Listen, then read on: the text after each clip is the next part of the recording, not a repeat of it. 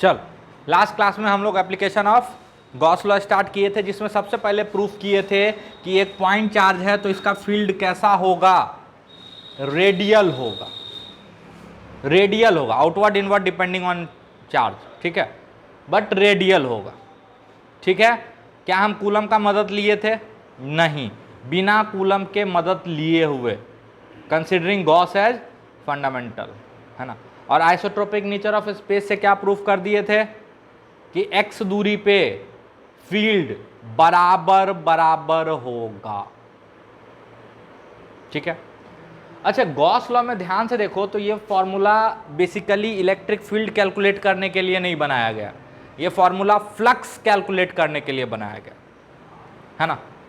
ये formula flux calculate करने के लिए बनाया गया। और आपको कल सिखाए भी थे कि देखो x डॉट ए है और ये मान लो c है, तो इसमें से x को निकाल पाना तो काफ़ी टफ काम, क्योंकि एक कंपोनेंट तो अपने गायब हो जाता है, सिर्फ कौन सा कंपोनेंट रहता है जिंदा, जो a के अलॉन्ग हो। अरे x है कॉस थीटा, तो x कॉस थीटा a, तो x का कौन सा कंपोनेंट बचता है, अलॉन्ग वाला, अलॉन्ग वाला, है कि नहीं। मतलब अगर हम इलेक्ट्रिक फील्ड इससे कैलकुलेट करना चाहते हैं, जो कि जेन्युइनली इलेक्ट्रिक फील्ड सिर्फ कैलकुलेट करने के लिए नहीं बना, बट अगर कैलकुलेट करना चाहते हैं तो हमको ऐसा एरिया लेना पड़ेगा कि इलेक्ट्रिक फील्ड सही सलामत इंटीग्रेशन के बाहर आ जाए। अरे हमको इलेक्ट्रिक फील्ड कैलकुलेट करना है ना, तो हम कोशिश करेंगे ऐसा एरिया वेक्टर लेने का, या ऐसा एरिया चूज करने का, ऐसा गॉसियन सरफेस चूज करने का कि मेरा इलेक्ट्रिक फील्ड सही सलामत बाहर आ जाए। मतलब सर किसी के अलोंग में, हाँ, और ऐसा तभी हो सकता है उसके सही सलामत बाहर आने का कि या तो वो एरिया वेक्टर के अलोंग हो, तो ई ए कॉस थीटा लिखोगे, अरे लिखोगे, या परपेंडिकुलर हो तो सीधा सीधा जीरो हो जाएगा। तो ज़्यादातर केसों में हम ये कोशिश करेंगे कि इलेक्ट्रिक फील्ड वेक्टर और डी ए वेक्टर के बीच का एंगल क्या मिले, 0 या 90। अरे 0 180 एक ही होता है, अपोजिट पैरेलल एंटी पैरेलल, उसको ज़्यादा महत्व नहीं। हाँ, तो ठीक है, वहाँ पे हमको पता चल जाएगा फील्ड 0 है, ऐसा देख लेंगे जरूरत होने पे, है ना। बट यहाँ पे कॉस थीटा आपको परेशान नहीं करेगा, कंपोनेंट वाला पंगा नहीं आएगा। तो इन सारी चीज़ों को अगर आप ध्यान में देखते हो तो इलेक्ट्रिक फील्ड वेक्टर क्यू का किधर है, रेडियल है, और साथ में देखते हैं कि x दूरी पे हर जगह पे फील्ड कैसा है, इक्वल है मैग्नीट्यूड में, फील्ड इक्वल नहीं है, इक्वल है मैग्नीट्यूड में। तो मेरे दिमाग में ख्याल आया कि बेस्ट गॉसियन सरफेस एक स्फीयर होगा, कंसेंट्रिक स्फीयर। अब आप बोलोगे सर क्यों कंसेंट्रिक स्फीयर, सिलेंडर क्यों नहीं, सब बताएंगे हम, परेशान नहीं होना। कंसेंट्रिक स्फीयर लेने से क्या फायदा होगा कि जो आपका इलेक्ट्रिक फील्ड वेक्टर का डायरेक्शन है वो कैसा है, आर कैप के डायरेक्शन में, और कंसेंट्रिक स्फीयर अगर आप कंसीडर करोगे तो आपके डीए वेक्टर का डायरेक्शन भी आर कैप के डायरेक्शन में आ जाएगा।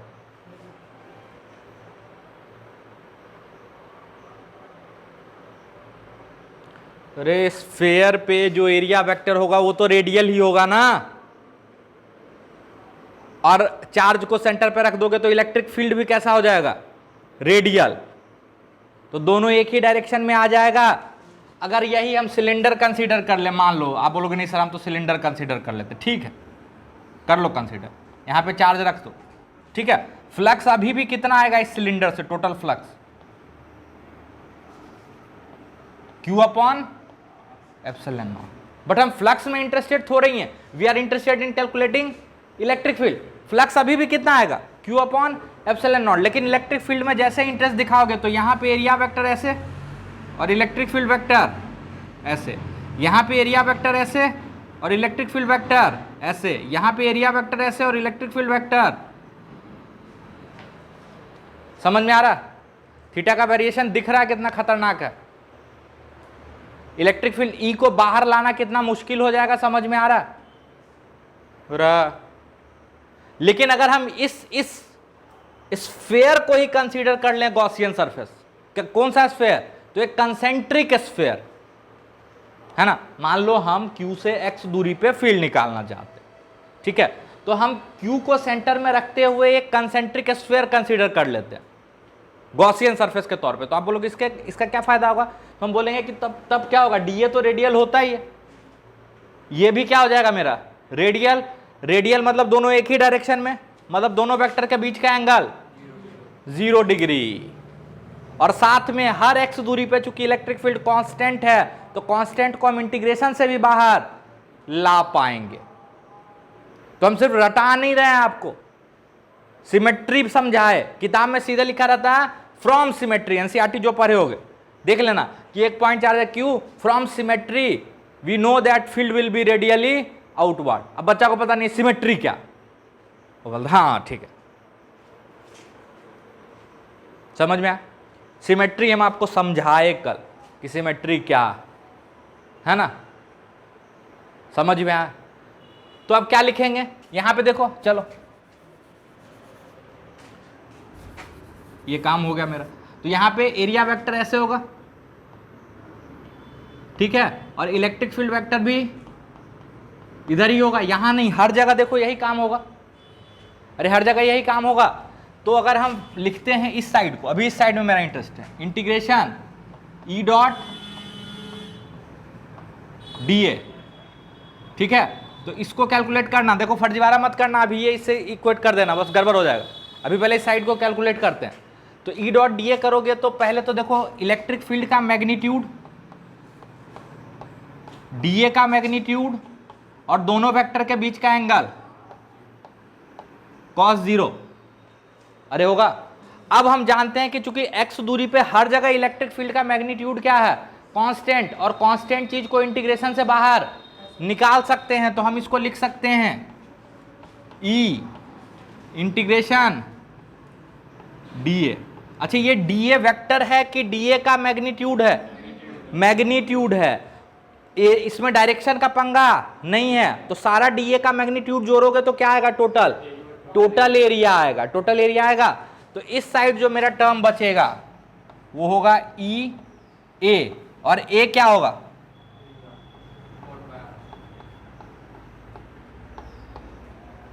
फोर पाई एक्स स्क्वायर, अरे होगा। और गॉस लॉ के अनुसार this flux must be equal to charge enclosed upon epsilon naught. यहां से E कैलकुलेट करोगे, मतलब x दूरी पे जो इलेक्ट्रिक फील्ड आएगा वो आएगा 1/4 pi epsilon naught Q by X square. याद करो कूलम से भी यही आया था, KQ बाय एक्स स्क्वायर। अरे आया था, गॉस से हम निकाल लिए without taking help of Coulomb's law, without taking help of Coulomb's law, ये भी याद में रखना है ना। तो पहला एप्लीकेशन आ गया, और बोर्ड में ये क्वेश्चन आने आता है मोस्ट प्रोबेबली।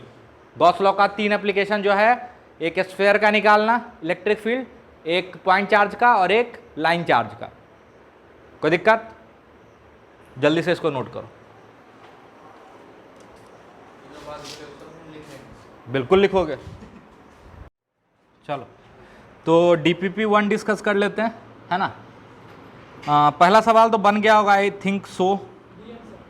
नहीं बना है तो बता दें क्या, किसी से नहीं बना? पहला सवाल बन गया, कौन सा आंसर आया? डी, गलत है। चलो पहला सवाल देखो क्या है कि पहले तो आपको यह पता होना चाहिए कि पूछ क्या रहा है, एक्स वाई जेड, ठीक है। तो एक्स जेड प्लेन समझते हो कौन सा हुआ, ये वाला, ये होगा ना X Z plane. X Z plane ही बोला ना कि एक्स वाई प्लेन, कौन सा बोला? वाई जेड प्लेन, क्या बोला? वाई जेड प्लेन, तो यही होगा, है ना। और इलेक्ट्रिक फील्ड जो है, अच्छा इस एरिया को ध्यान से देखो तो हर जगह डीए ऐसे लिखोगे, डीए ध्यान से देखना, डीए लिखोगे तो डीए हो जाएगा आपका, मान लो इसका पॉजिटिव इधर मान लेते हैं, तो डीए क्या हो जाएगा आपका, डीए आई कैप। अरे आई कैप होगा, नहीं समझ में, ऐसे प्लेन है ऐसे, बाहर की तरफ निकला हुआ, यस, ठीक है, पॉजिटिव ले लेंगे वो, तो इसको पॉजिटिव ले लिए, तो कहीं पे भी एरिया वेक्टर लोगे तो क्या होगा, DA I cap, I cap, ठीक है। अब शुरू हो जाओ, फ्लक्स क्या होता है, ई डॉट डीए, तो इलेक्ट्रिक फील्ड आपका क्या दिया हुआ, A I cap plus B J cap dot DA I cap, तो ये इसके साथ तो डॉट प्रोडक्ट होगा, इसके साथ तो जीरो हो जाएगा, अरे हो जाएगा, तो integration A D A I dot I 1, a constant है तो ए इंटीग्रेशन डी ए, तो ए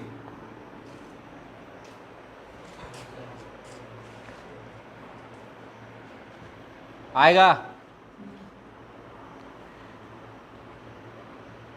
अरे बहुत बेसिक सा तो सवाल था, अब इससे आसान क्या हो सकता,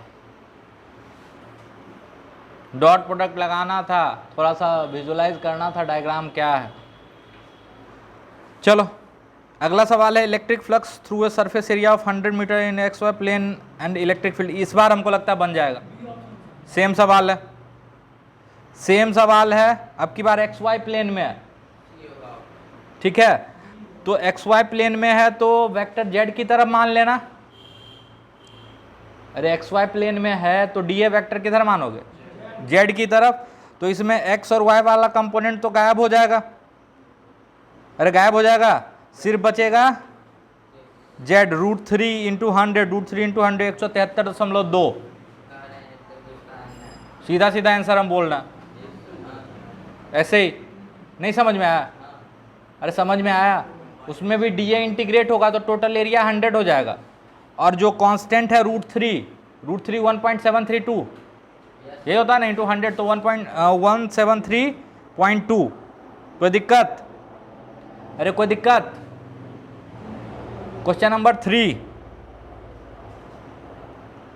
S1 से फ्लक्स ∅1 है, S2 से फ्लक्स ∅2 है, तो बताओ जल्दी से कितना, कौन सा फ्लक्स ज़्यादा होगा, दोनों फ्लक्स बराबर होगा, अरे होगा ना, क्योंकि number of field lines crossing जो होगा वो सेम होगा, अरे होगा, दूसरा टू सरफेस फ्लक्स एसोसिएटेड ∅1 है, ये भी तो सेम चीज़ है, दोनों में फ्लक्स क्या हो जाएगा, सेम,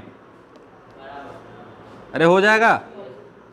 अगला सवाल में बताओ, electric flux through all surfaces, option बताओ, तीसरा में लार्जेस्ट,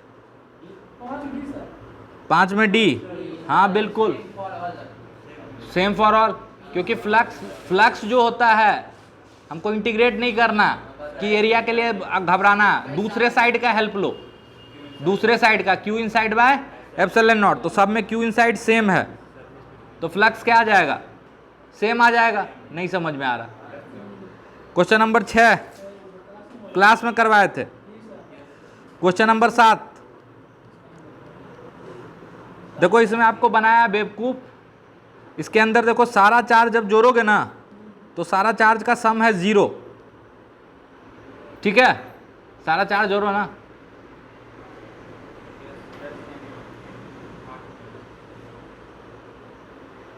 ये देखो हम बता देते हैं, सातवां में क्या बोला है कि square side 20 centimetre is enclose by sphere of, तो 80 सेंटीमीटर का अगर स्फीयर है तो 20 सेंटीमीटर वाला स्क्वायर तो पूरा पूरा इसके अंदर ही रहेगा, चाहे आप कैसे भी रखो, किसी भी एंगल पे रखो, ठीक है।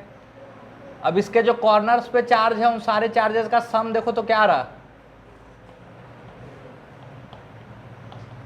0 आ रहा, तो जो फ्लक्स होगा E डॉट डी ए, इसका हेल्प नहीं लेते हम, दूसरे साइड का हेल्प लो, Q इन अपॉन, तो 0, अरे हो गया पक्का, तो 7 नंबर तक हो गया, फिर आगे चलते हैं 8 नंबर।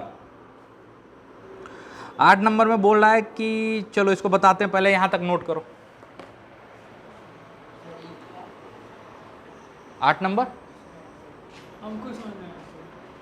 अरे ये बोला है कि स्फीयर 80 सेंटीमीटर रेडियस का, हाँ, तो फ्लक्स क्या होता है, ई डॉट डी ए, और गॉस लॉ के अनुसार ई डॉट डी ए किसके बराबर होता है, क्यू इन अपॉन, तो टोटल चार्ज, सारा चार्ज जो है उस स्क्वायर के कॉर्नर्स पे रखा हुआ, और वो स्क्वायर कहाँ रखा हुआ है, स्फीयर के अंदर, सारा चार्ज जोड़ो तो 0, तो क्यू इन कितना हो गया, अब आप बर्बाद।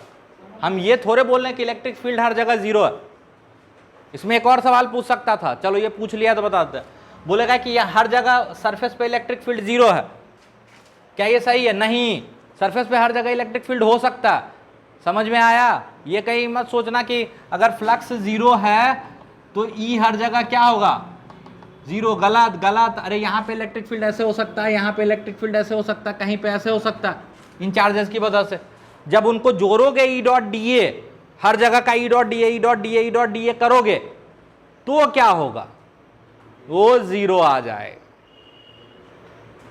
ठीक है, तो आगे के 2-3 क्वेश्चन का कॉन्सेप्ट हम यहीं क्लियर कर दिए, तो लिख लो जल्दी से। हम 8वां नंबर देखते हैं। देखो 8वां नंबर में क्या है कि एक कोण है, जोकर का टोपी, जोकर का टोपी है, एक चार्ज यहां देखो ऐसे, ये लाइन है बेस लाइन, यहां पे कितना चार्ज है, बाहर है, डी रखा हुआ ना सर, सी, सेंटर पे बी, ए, वर्टेक्स पे डी। ठीक है, अब क्या क्या पूछ रहा है ध्यान से सुनिए। A right circular imaginary cone is shown in adjacent figure A B C D, A के कारण फ्लक्स, बी के कारण फ्लक्स, सी के कारण फ्लक्स और डी के कारण फ्लक्स बताना है कर्व्ड सरफेस एरिया से, कर्व्ड सरफेस एरिया से बताना है, नीचे बॉटम वाले एरिया से नहीं बताना। नीचे ढक्कन खुला हुआ है, नीचे ढक्कन नहीं है, ढक्कन लोग, नीचे ढक्कन नहीं है, ढक्कन, ठीक है, दूसरा आप लोग के लिए था ढक्कन। चलो, तो सी के कारण फ्लक्स कितना होगा 0, क्योंकि जितना फील्ड लाइन से इंटर करेगा उतना बाहर भी निकल जाएगा। कहीं से ड्रॉ करके देख लो, कोई भी फील्ड लाइन ऐसा नहीं होगा जो सिर्फ इंटर करे और बाहर नहीं निकले। हर फील्ड लाइन जो इंटर करेगा तो निगेटिव फ्लक्स और बाहर जाएगा तो पॉजिटिव फ्लक्स। उसी तरह ए से, ए के कारण भी फ्लक्स क्या होगा, डी के कारण फ्लक्स 0 होगा। देखो डी का भी फील्ड लाइन ड्रॉ करो ना, अरे पॉइंट चार्ज है ना, तो ऐसे ऐसे। अब बोलोगे सर इसके अंदर भी तो जाएगा, ठीक है, लेकिन वो कहां से गुजरेगा, ढक्कन से। ढक्कन लोग कहां से गुजरेगा, ढक्कन से। तो ढक्कन तो मेरे कंसिडरेशन में है ही नहीं, सिर्फ लेटरल सरफेस से। तो यहाँ पे देखो फील्ड लाइन ऐसे है और एरिया वेक्टर ऐसे है, तो 0 हो गया। अरे सरफेस को जो टच करता हुआ जाएगा, और बाकी तो इसके बाहर से ही जाएगा। तो डी के कारण भी फ्लक्स क्या होगा 0।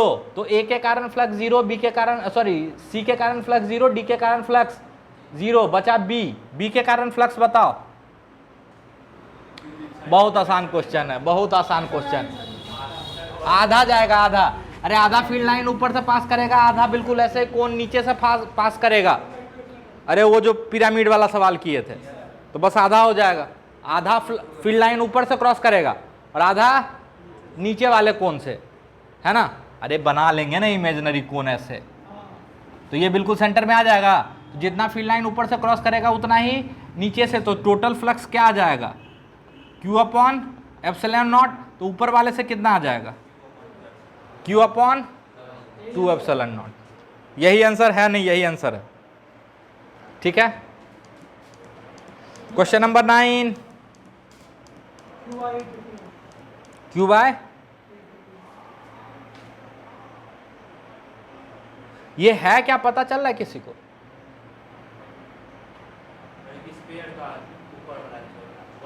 1/4 ऑफ हेमिस्फेयर है जो दिख रहा, यानी 1/8 ऑफ स्फेयर है। तो ऐसा ऐसा बाकी पूरा गोला बनाओगे स्फेयर के लिए, तो इससे कितना फ्लक्स पास करेगा, 1/8 पास करेगा। अरे ये जो आपको दिख रहा है ना, ये बेसिकली एक स्फेयर लो, उसको नीचे से काटो तो बचा हेमिस्फेयर, और हेमिस्फेयर को आधा और आधा काटोगे तो जो कॉर्नर होता है ना ऑक्टेट, वो है। और ऑक्टेट के सेंटर पे मतलब हेमिस्फेयर मतलब स्फेयर के सेंटर पे चार्ज है, तो फ्लक्स तो पूरे स्फेयर से गुजर रहा होगा, तो 1/8 पार्ट से कितना फ्लक्स गुजरेगा, सिमेट्रिकली प्लेस्ड है चूंकि हैं, तो कितना फ्लक्स गुजरेगा 5/8, खत्म। वाह, आप लोग समझदार होते जा रहे हो। हाँ, question number 10, it's a good question. पढ़ो सबको, सब कोई पढ़ो, सब कोई पढ़ो अच्छे से।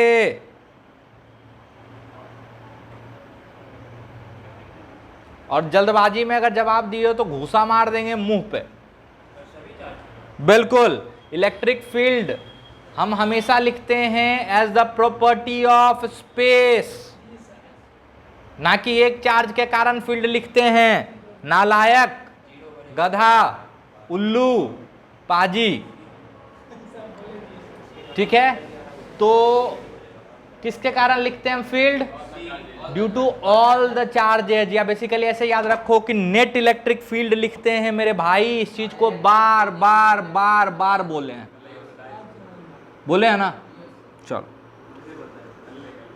हाँ, अगला सवाल फिर से अच्छा सवाल है। Which of the following is true, देखना कहीं पे which of the following is false ना आ जाए। छूट गया, कौन छूट गया बे, बस पागल है क्या। विच of the following is true, तो इसमें क्या दिक्कत है।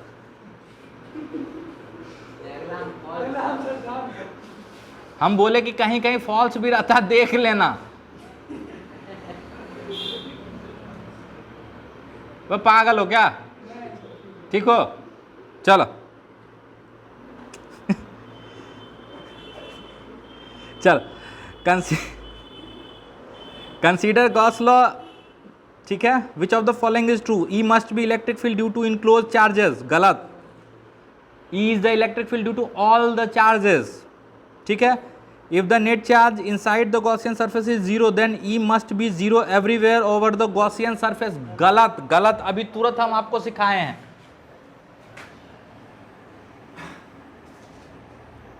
इसको डाइपोल बोलते हैं, ठीक है। आगे इस चल के बताएंगे भी, केमिस्ट्री में शायद आप पढ़े होंगे, अलग अलग जगह पे इलेक्ट्रिक फील्ड होता है, ठीक है। हम आपको क्या बोलते हैं, गॉस लॉ क्या बोलता है, ये बोलता है integration E dot D A is zero, E dot D A is zero, अगर अंदर चार्ज नहीं है तो इसका मतलब ये मत सोचना कि हर जगह इलेक्ट्रिक फील्ड जीरो है। क्यों नहीं जीरो है, उसका सबसे अच्छा एग्जांपल देख लो ना। इसके कारण यहां पे फील्ड क्या होगा, यहां पे इधर की तरफ, और इसके नजदीक है तो बड़ा सा फील्ड, और इससे थोड़ा दूर है तो छोटा फील्ड, और दोनों एक लाइन में है नहीं कि जीरो हो जाए। तो ये दूसरा स्टेटमेंट बोल रहा है कि अगर फ्लक्स जीरो हो गया तो इसका मतलब है कि हर जगह फील्ड भी जीरो होगा। नहीं, हर जगह E dot D A calculate करोगे ना तो कहीं E dot D A positive आएगा और कहीं E dot D A negative आएगा, और टोटल फ्लक्स क्या होगा, zero. This is very important. नहीं समझ में आ रहा तो दूसरा स्टेटमेंट भी गलत है। और यहां न लेके कहीं और ले लो ना, अगर और डर लगता है एकदम बिल्कुल यहां ले लो, यहां। इसके कारण फील्ड किधर होगा, इधर, और इसके कारण फील्ड इधर, तो नेट फील्ड, तो फील्ड कहाँ जीरो है, हर जगह है जीरो है नहीं ना, तो ये भी गलत। If the only charge inside the Gaussian surface is an electric dipole then the integral is zero. If the only charge, मान लो ये अंदर वाला सिर्फ चार्ज होता है डाइपोल, डाइपोल मतलब होता है एक पॉजिटिव एक निगेटिव, आगे पढ़ाएंगे, केमिस्ट्री में पढ़े होगे आप लोग, ठीक है। तो सिर्फ डाइपोल होता, बाहर वाला चार्ज नहीं होता, दैट मीन्स ये वाला part integral E dot D A क्या आ जाएगा, जीरो, क्योंकि integral E dot D A क्या होता है, Q in upon epsilon not, और क्यू इन तो जीरो हो गया। अरे हर जगह इलेक्ट्रिक फील्ड जीरो नहीं आएगा, लेकिन इलेक्ट्रिक फील्ड और एरिया वेक्टर का इंटीग्रेशन का जो सम है, ये सिर्फ इंटीग्रेशन ही नहीं है, इंटीग्रेट करके उनको समेशन भी करना, वो जीरो आ रहा, और वो किसके बराबर होता, फ्लक्स के बराबर होता। और फ्लक्स किसके बराबर होता है, Q in upon epsilon naught according to Gauss law. तो सी सही है। फिर भी डी को देख लेते हैं क्या बोलता है। Electric field is parallel to D everywhere over the Gaussian surface. बिल्कुल नहीं, वो तो सीधा सीधा दिख सकते हो कि पैरेलल नहीं है। एक तीसरा चार्ज मान लो यहां रख देते हैं, है ना, तो कहीं पे एक फील्ड बना के देख लो, इसके कारण फील्ड ऐसे आएगा, इसके कारण फील्ड ऐसे आएगा, और इसके कारण फील्ड कुछ ऐसे आएगा। तो जरूरी है कि वो ऐसे ही आए नेट, और एक जगह आ भी जाए तो हर जगह आ जाएगा पैरेलल डीए वेक्टर के। जरूरी है क्या, अरे जरूरी है क्या, नहीं। तो ये भी खत्म, कोई दिक्कत। ये सारा क्वेश्चन हम इसीलिए दिए थे कि इससे आपका बेसिक क्लियर होगा गॉस लॉ का और फ्लक्स का, ठीक है। क्वेश्चन नंबर 12 सोचो थोड़ा सा, और इसमें फॉल्स है, ठीक है, इसमें फॉल्स ढूंढना है।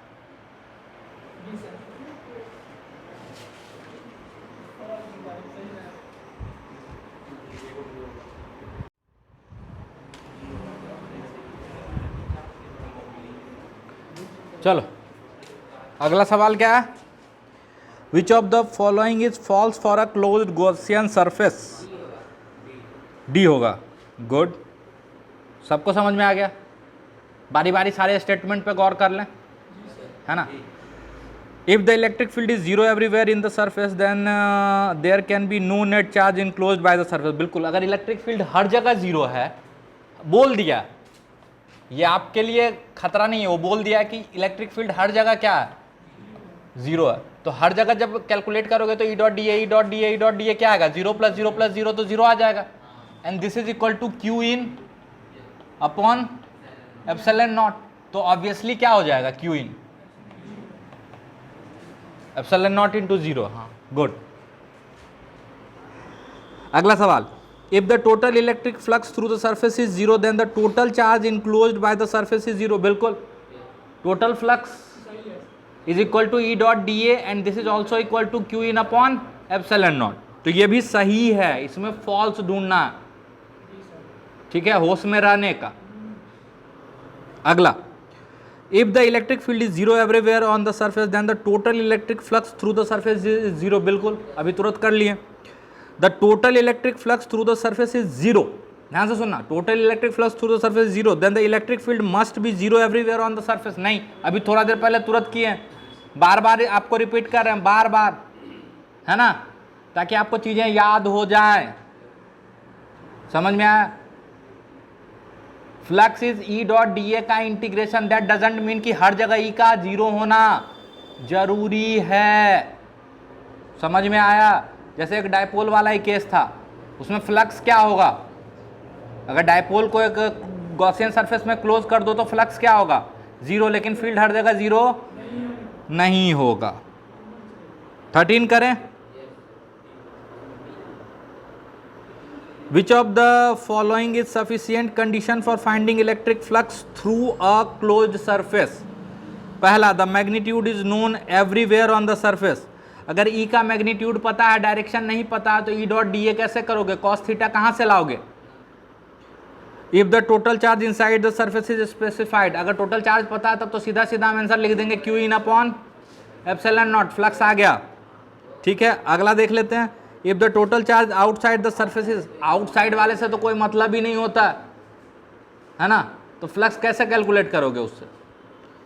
Only if the location of each point charge inside the surface is specified. नहीं, चार्ज का मैग्नीट्यूड पता ही नहीं है तुमको, सिर्फ बता दिया कि एक चार्ज सेंटर पे है, किधर है, किधर है, तो बताओ फ्लक्स। तो क्यू इन कैसे निकालोगे, ना तो क्यू इन तुमको पता चलेगा, ना तो इलेक्ट्रिक फील्ड पता चलेगा, ना तो तुम लेफ्ट साइड से अप्रोच कर पाओगे, ना तो राइट साइड से।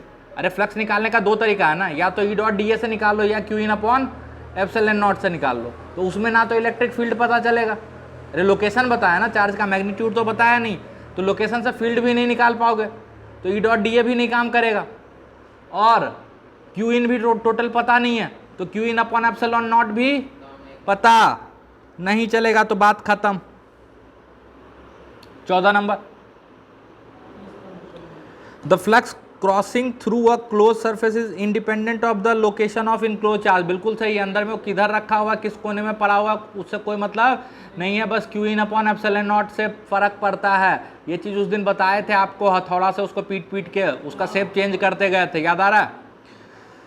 दूसरा, upon the displacement of charge with in the close surface E at any point on the surface does not change. बिल्कुल नहीं, बिल्कुल चेंज कर सकता है, बिल्कुल चेंज कर सकता है। अगर अंदर वाले चार्ज को डिस्प्लेस करोगे तो इलेक्ट्रिक फील्ड बिल्कुल चेंज करेगा। सबसे सिंपल एग्जांपल ले लो, देखो ये अंदर में है Q सेंटर पे, तो फ्लक्स क्या है, Q अपॉन एप्सिलॉन नॉट। ये यहाँ पे है तो भी फ्लक्स क्या है, Q अपॉन एप्सिलॉन नॉट। लेकिन यहाँ पे था तो देखो हर जगह फील्ड क्या होगा, मैग्नीट्यूड में सेम होगा ना, अरे होगा। लेकिन जब यहाँ पे आ जाएगा तो क्या फील्ड हर जगह सेम है, नहीं, लेकिन फ्लक्स अभी भी सेम है। तो स्टेटमेंट 1 ट्रू है और दूसरा फॉल्स है, तो ट्रू फॉल्स कौन सा है, सी। ठीक है, इसके आगे का कल करें, कुछ और पढ़ लेते हैं थोड़ा सा, है ना। 15, 16, 17 ट्राई करना, ठीक है। और अब DPP 2 भी है, ठीक है, क्योंकि कुछ करना भी है, सिर्फ DPP डिस्कस थोड़ी करना आज, ठीक है। तो ये मेन जो पॉइंट था वो हम कर दिए। आगे चले तो जल्दी से यहाँ तक नोट डाउन कर लो।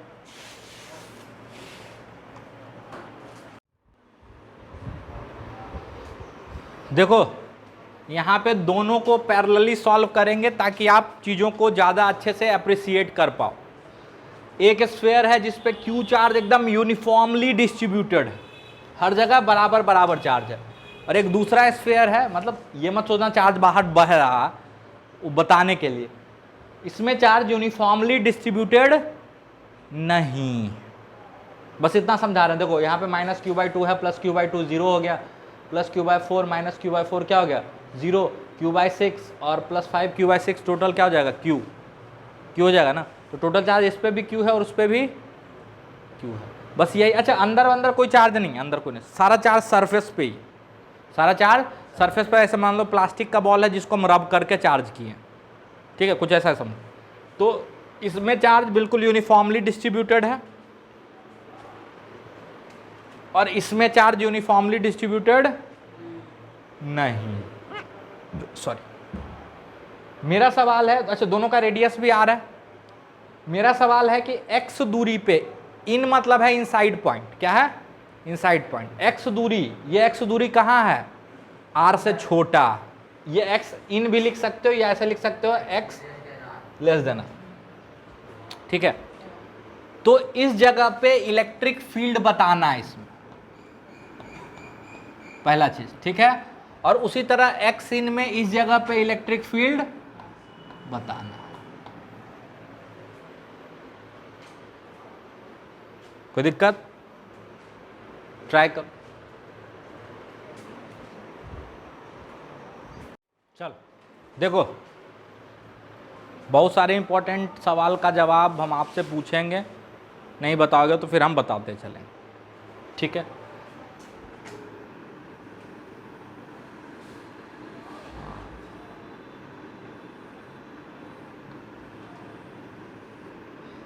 इस स्फीयर के लिए चार्ज यूनिफॉर्मली डिस्ट्रीब्यूटेड है, हम बोलते हैं कि अंदर जो फील्ड होगा कहीं पे भी वो रेडियल होगा। अगर होगा तो इस स्फीयर पे चार्ज यूनिफॉर्मली डिस्ट्रीब्यूटेड है, इस कारण से अंदर कहीं पे भी फील्ड होगा तो कैसा होगा, रेडियल होगा। होगा तो, नहीं होगा तो नहीं होगा, बट अगर होगा तो रेडियल होगा। क्या कोई इसके विपरीत जवाब दे सकता है? अब किताब में लिखा रखता है एज पर सिमेट्री, ठीक है। अगेन हम प्रूफ कर देते हैं 1 मिनट में।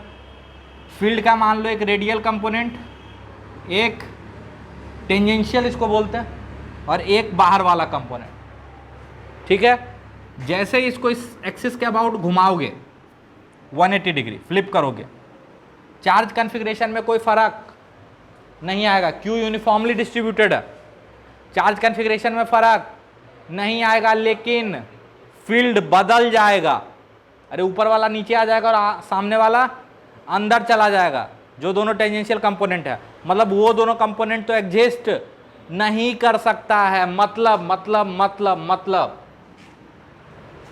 अगर चार्ज यूनिफॉर्मली डिस्ट्रीब्यूटेड है तो फील्ड अगर अंदर है तो रेडियल है।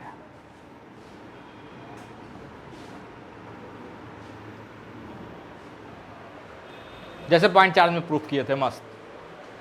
उसके बाद ये भी बहुत आसानी से प्रूफ कर सकते हो कि x दूरी पे फील्ड हर जगह बराबर होगा। x दूरी पे फील्ड हर जगह बराबर होगा। क्यों? मान लो यहां पे फील्ड E1 है, ठीक है, यहां पे फील्ड E1 है और यहां से x दूरी पे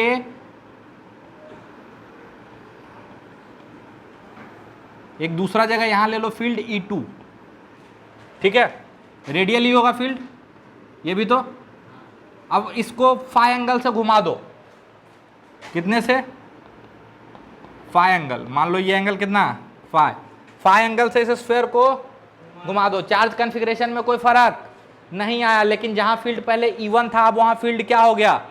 E2। इसका मतलब ये प्रूफ हो गया कि अंदर x दूरी पे हर जगह फील्ड का मैग्नीट्यूड सेम होगा। नहीं समझ में आ रहा? अंदर x दूरी पे हर जगह पे फील्ड का मैग्नीट्यूड सेम होगा और रेडियल होगा। अंदर जो इनसाइड पॉइंट पे इलेक्ट्रिक फील्ड का डायरेक्शन है वो कैसा है? रेडियल। और इलेक्ट्रिक फील्ड अंदर जो है उसका मैग्नीट्यूड x दूरी पे सेम है। ये दो पॉइंट बिल्कुल पॉइंट चार्ज की तरह प्रूफ कर दिए। अरे कर दिए। अब अंदर फील्ड निकालने की कोशिश करें। उसके लिए क्या यूज करेंगे? Gauss law. अरे क्या यूज करेंगे? Gauss law. तो इतना चीज देखने के बाद आपको क्या समझ में आ रहा है? अंदर x दूरी पे कैसा सरफेस, गॉसियन सरफेस बेस्ट होगा? स्फेरिकल गॉसियन सरफेस, क्योंकि बिल्कुल पॉइंट चार्ज की तरह बिहेव कर रही है। बिहेव नहीं मतलब फील्ड इसका उसी तरह बिहेव कर रहा। तो मान लो ये आपका चार्ज है, चार्ज स्फीयर है बाहर, और यहाँ से x दूरी पे फील्ड निकालना है अंदर में। तो x दूरी पे x रेडियस का एक क्या कंसिडर कर लो? Gaussian surface. क्या कंसिडर कर लो? Gaussian surface. क्यों? क्योंकि फील्ड और एरिया वेक्टर दोनों पैरेलल हो जाएगा, दोनों पैरेलल हो जाएगा। तो इसके थ्रू फ्लक्स कैलकुलेट कर ले पहले। ये x है, यहाँ पे फील्ड मान लो E है और यहाँ वेक्टर क्या है? dA। तो जो फ्लक्स होगा वो होगा E डॉट dA। अरे होगा E का मैग्नीट्यूड, dA का मैग्नीट्यूड और दोनों के बीच का एंगल cos 0। x दूरी पे हर जगह फील्ड क्या है? सेम है। x दूरी पे हर जगह फील्ड क्या है? सेम है।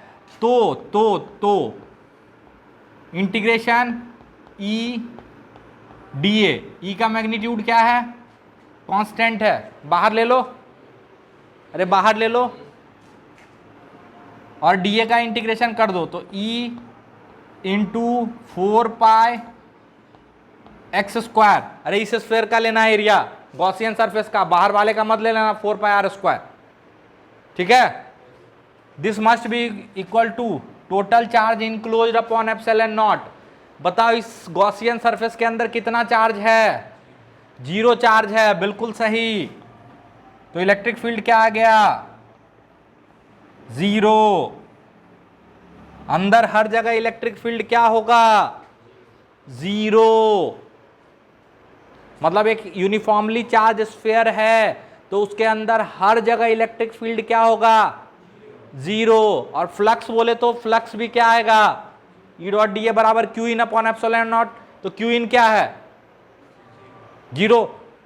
तो फ्लक्स भी 0 आएगा और इलेक्ट्रिक फील्ड भी हर जगह 0 आएगा। कब? जब ये यूनिफॉर्मली चार्ज स्फीयर है, जब चार्ज यूनिफॉर्मली डिस्ट्रीब्यूटेड है। अब उस पॉइंट पे आते हैं, तब तक यहां अच्छे से नोट करो और हर पॉइंट लिखो कि फ्लक्स भी 0 है और इलेक्ट्रिक फील्ड भी हर जगह इनसाइड पॉइंट पे क्या है? 0 है। तो इसी को ऐसे भी लिखा जाता है, electric field at inside point equal to 0 या EX इन 0, मतलब किसी भी x दूरी पे जो कि इनसाइड हो, इलेक्ट्रिक फील्ड क्या होगा? 0 होगा। किसके लिए? यूनिफॉर्मली चार्ज स्फीयर के लिए। तो जल्दी से लिखो।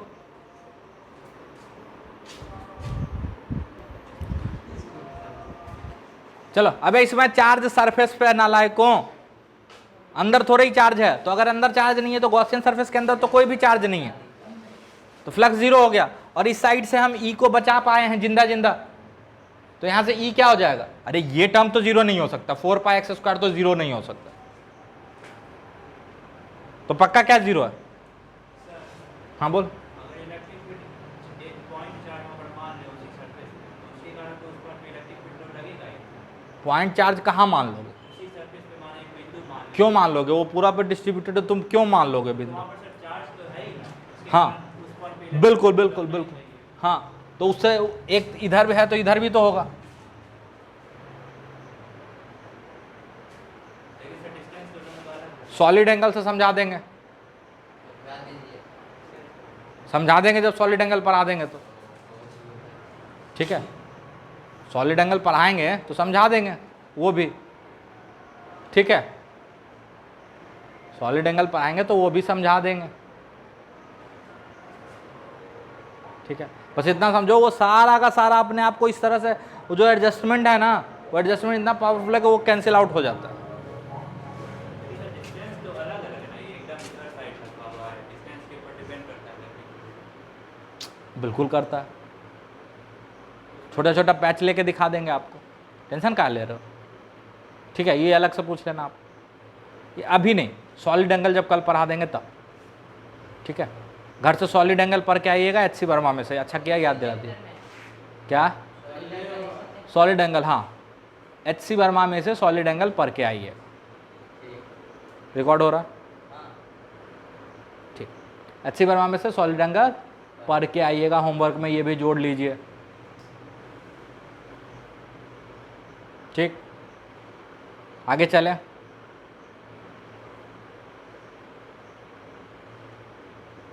अच्छा और नहीं भरोसा हो रहा है, फील्ड जीरो हो रहा है, तो इसका एक बड़ा खतरनाक मेथड है, ठीक है, बहुत खतरनाक मेथड है इंटीग्रेशन का मेथड।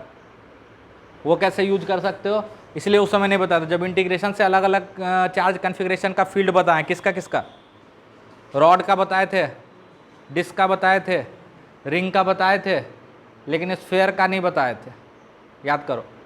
इसमें क्या कर सकते हो, यहाँ से ऐसे एक रिंग मान लेना, अरे मान सकते हो, इस रिंग के कारण यहाँ पे x दूरी मान लेना, वहाँ पे फील्ड लिख सकते हो, इसी तरह सारा रिंग का फील्ड लिख सकते हो, इंटीग्रेट करना, ठीक है।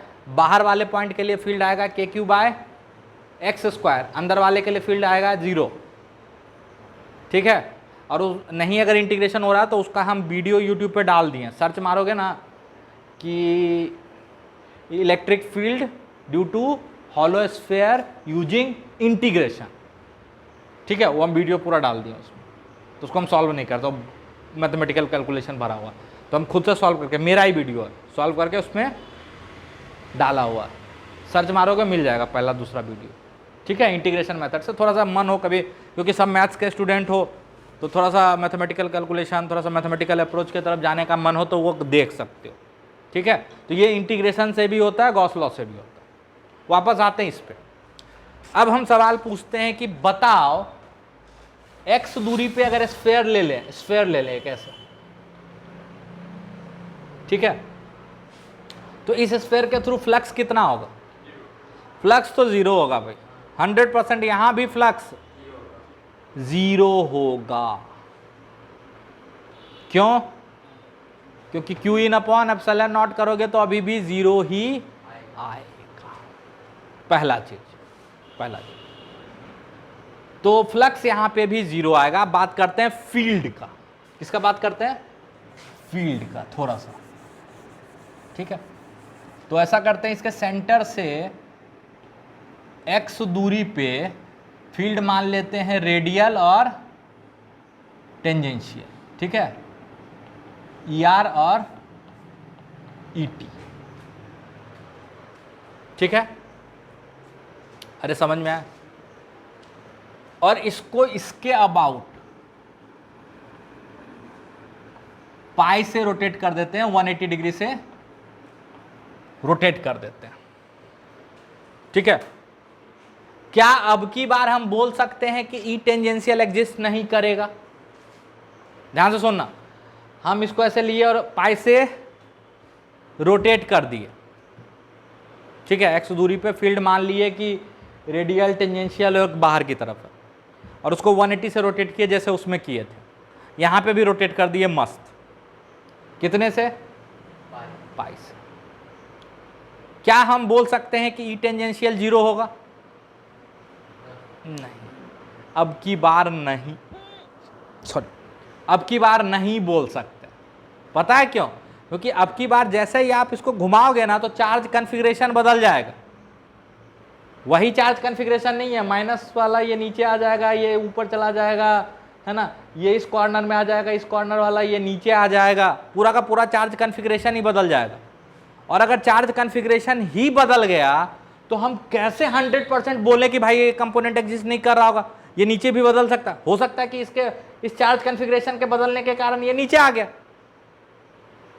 अरे जैसे इसमें जब पलटे थे तो चार्ज कन्फिग्रेशन नहीं बदला था, बट इलेक्ट्रिक फील्ड बदल गया था, जो कि पॉसिबल नहीं था। और कौन बदल रहा था इलेक्ट्रिक फील्ड को? Tangential component. इसलिए हम बोले थे कि टेंजेंशियल कंपोनेंट तो एग्जिस्ट नहीं कर सकता, अगर करेगा तो कौन सा करेगा? रेडियल करेगा। लेकिन यहां पे ये बात हम श्योरिटी से नहीं बोल सकते हैं, वी कांट गारंटी कि टेंजेंशियल कंपोनेंट नहीं बदल सकता। बिल्कुल बदल सकता भाई, जब चार्ज कन्फिग्रेशन ही बदल गया, अरे पूरा का पूरा सिचुएशन ही बदल गया, तो टेंजेंशियल कंपोनेंट बदल सकता। दैट मीन्स यहां पे हम ये नहीं लिख सकते हैं कि इलेक्ट्रिक फील्ड का डायरेक्शन रेडियल होगा, और यहां पे कोई सा भी स्पेशल गॉसियन सरफेस भी हमको दिखेगा नहीं इसके कारण। दैट मीन्स हम E dot D A calculate नहीं कर पाएंगे। ऐसा मत सोचना कि ई डॉट डी ए नहीं होगा, होगा, बट हम कैलकुलेट नहीं कर पाएंगे और ई को सुरक्षित बाहर नहीं ला पाएंगे, तो हम अंदर में इलेक्ट्रिक फील्ड नहीं निकाल पाएंगे, और हम नहीं बोल पाएंगे कि अंदर में फील्ड 0 है। हो सकता है कहीं नॉन जीरो फील्ड हो और कहीं 0 फील्ड हो। कुछ नहीं समझ में आ रहा? अरे हम इसको बाहर निकाल के 0 नहीं कर सकते हैं, क्यों? अच्छा, फ्लक्स 0 होगा क्या अभी भी? अगर ई डॉट डी ए कर लें, एक एक्स सरफेस का बना लें और ई डॉट डी ए निकाल लें, तो क्या फ्लक्स 0 होगा? बिल्कुल फ्लक्स 0 होगा, लेकिन ई को हम इंटीग्रेशन से सुरक्षित बाहर नहीं निकाल पाएंगे, क्योंकि ई और डी ए एक ही डायरेक्शन में नहीं होगा। यहां पे तो ई कुछ ऐसे होगा, हम नहीं बोल सकते कि वो रेडियल ही होगा, वो कुछ ऐसे हो सकता है जिसका रेडियल भी कंपोनेंट होगा, टेंजेंशियल भी होगा और इधर वाला भी होगा। अरे समझ में आ रहा है? अरे समझ में आ रहा? अच्छा, अगर कोई पूछ ले कि अगर यहां से एक्स का एक स्फीयर बना ले तो इसके थ्रू फ्लक्स कितना होगा? बिल्कुल 0 होगा, फ्लक्स तो 0 ही होगा। बट क्या इससे इलेक्ट्रिक फील्ड हम कैलकुलेट कर पाएंगे? नहीं। क्या हम ये बोल पाएंगे कि फील्ड हर जगह 0 है अंदर? नहीं। क्या इसमें फ्लक्स 0 है? बिल्कुल। क्या हम बोल पाएंगे कि इलेक्ट्रिक फील्ड भी हर जगह 0 है? बिल्कुल नहीं। कुछ समझ में आ रहा? हाँ, लेकिन उसमें यह भी नहीं बोल सकते कि अंदर में फील्ड 0 है, क्योंकि फील्ड कैलकुलेट ही नहीं कर पा रहे। हाँ, फ्लक्स 0, अंदर में अगर कोई गॉसियन सरफेस बना लो इसमें भी, तो उसके थ्रू टोटल फ्लक्स क्या आएगा? ई डॉट डी ए क्या आएगा? 0। ये नहीं बोलने का कि sir E dot D A नहीं निकलेगा, इससे निकलेगा। गॉस लॉ यहां भी वैलिड है, आपके औकात के बाहर है कि आप इंटीग्रेशन से ई को बाहर निकाल लो सुरक्षित। समझ में आया है ना? तो ये अपने सिलेबस में है भी नहीं, लेकिन हाँ, हम आपको चाहते थे कि आप इस चीज को एडमायर कर सको, अप्रिसिएट कर सको इन दोनों डिफरेंस को। तो आई होप समझ में आया, थोड़ा थोड़ा आया, पक्का। तो जिनको भी इसका फील्ड का डायरेक्शन सिमेट्री वर्ड हमने यूज करते हैं, है ना, हम सीधा बोले रेडियल क्यों हुआ, प्रूफ किए थे, है ना, और फील्ड एक्स दूरी पे बराबर क्यों हुआ वो भी प्रूफ किए। जिसको इसको नहीं समझ में आया ये, वो कल पीछे वाला वीडियो, पॉइंट चार्ज वाला वीडियो देख लेना, है ना। अरे समझ में आ रहा है? वो पॉइंट चार्ज वाला वीडियो देख लेना, तो ये ज़्यादा अच्छे से समझ में आ जाएगा। ठीक है, तो कल हम लोग क्या करेंगे? सॉलिड एंगल करना है और डीपीपी करना है आगे। हाँ ठीक है।